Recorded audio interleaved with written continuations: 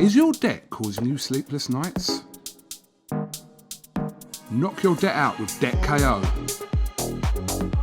And your debt won't be the only thing keeping you up at night. Debt KO, free, impartial advice on all your debt.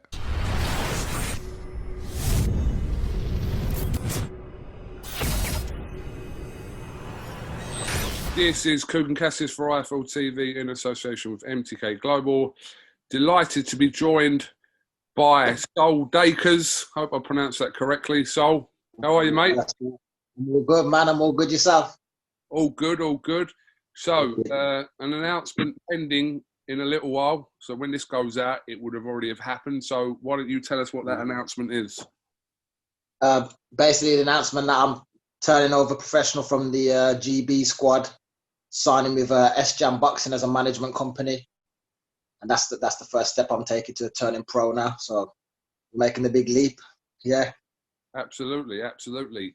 A thriving heavyweight scene, even on the domestic level as well, and obviously on the world level for all fighters in the UK. It's a good and prosperous time to be a heavyweight right now.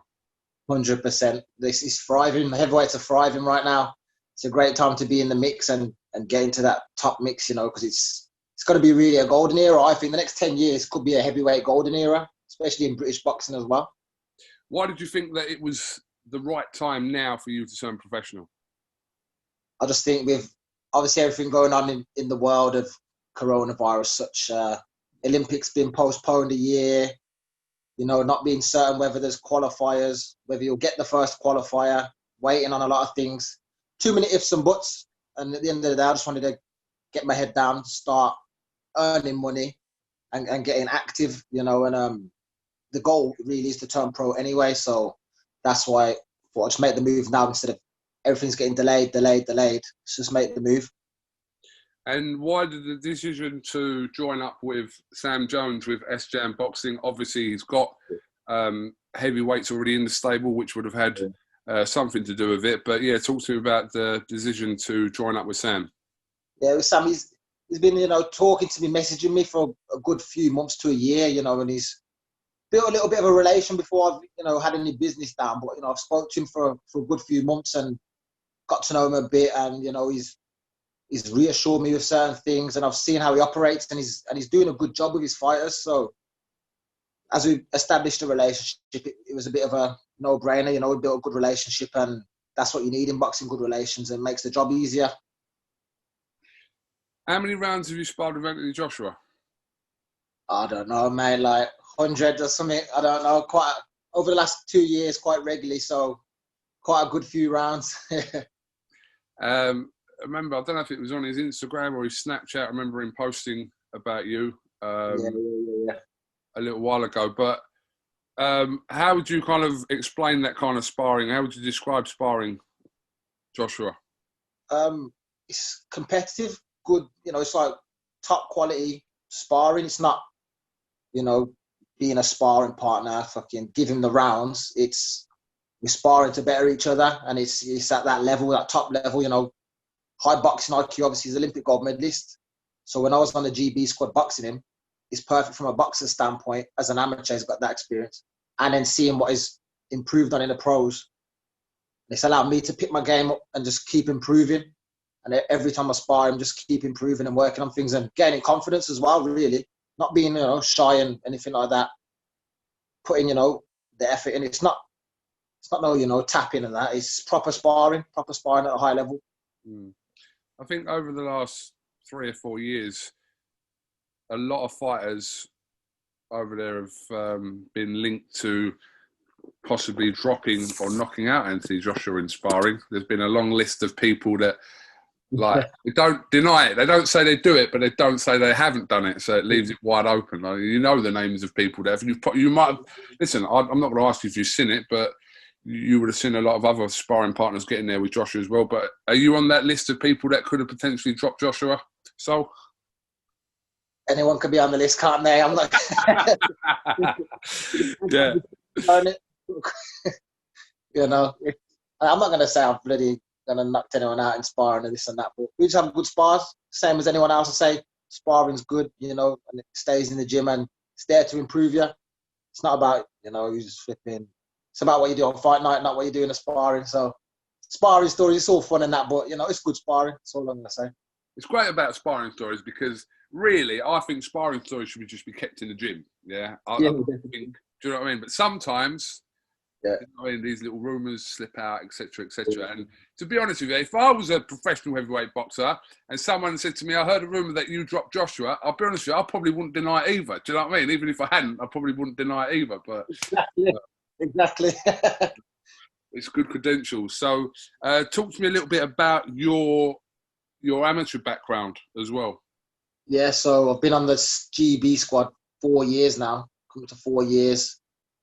Boxing, you know, all the tournaments, training camps, medals here and there at tournaments, and just been on the circuit, like on the GB squad for the last 4 years, boxing internationally, getting all that experience that, you know, it's priceless experience that you're getting, and just been doing that solid grind for the last 4 years. Obviously, we're in the middle of a funny situation. Yeah.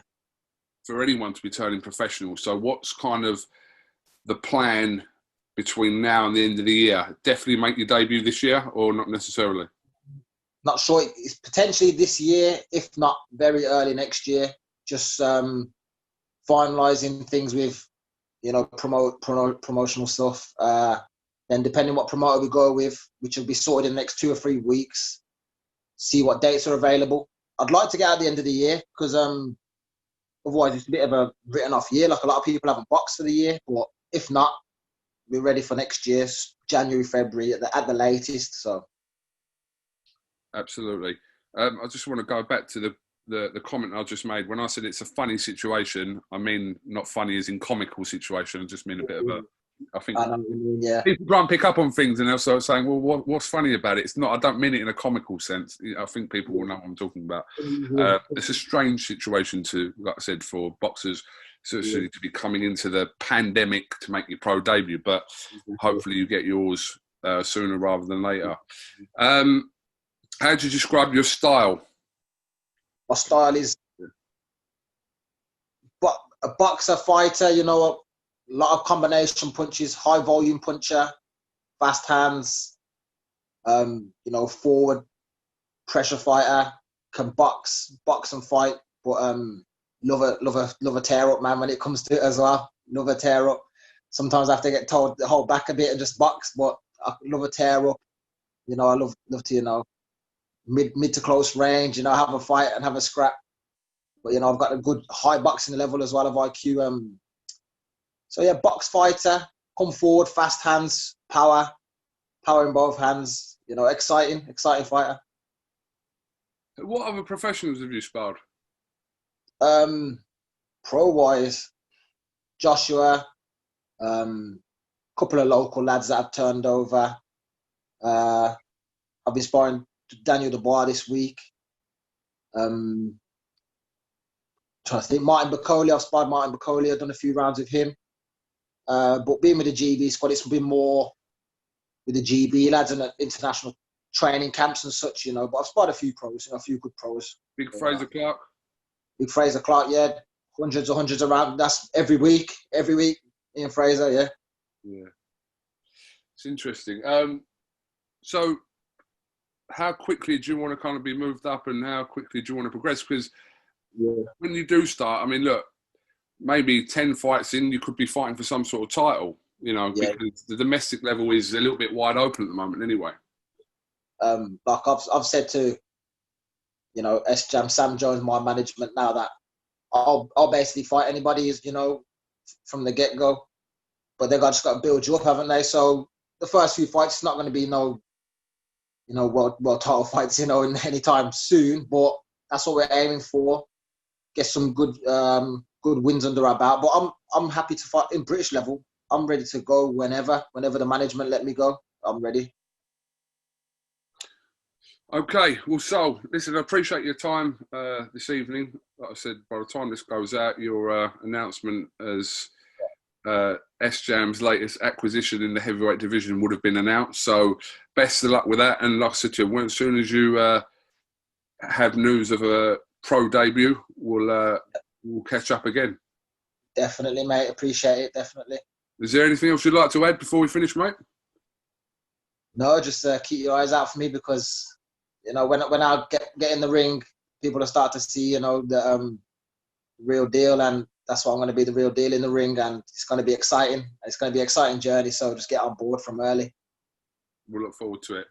So thank you very much for talking to iFeel TV, and I'm no doubt we'll catch up with you again real soon. So thank you very much, mate. Take it easy. Top man. Yes. Is your debt causing you sleepless nights? Knock your debt out with Debt KO. And your debt won't be the only thing keeping you up at night. Debt KO, free, impartial advice on all your debt.